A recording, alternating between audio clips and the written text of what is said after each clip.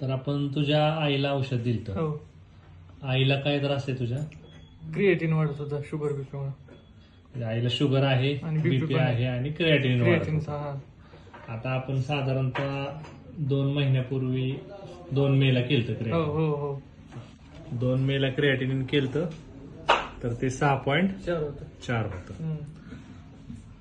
आणि आता क्रिएटिनिन केलंय हो. तर किती आलंय? 3.6 आहे काहीतरी. म्हणजे साधारणतः दीड महिना झाला. हो 1.5 महिना पावणे साधारण. हो झाले. हो. पावणे 2 महिन्यात आपल्या होमिओपॅथिक औषधानं हा क्रिएटिनिन कमी कमी आलं. आलं. आधी किती होतं? 6. 4 होतं.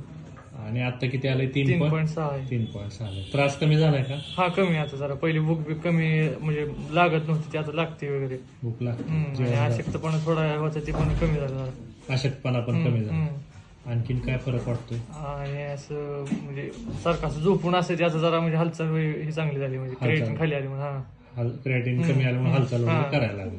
हा चालतं. औषधानं फरक वाटतोय? हा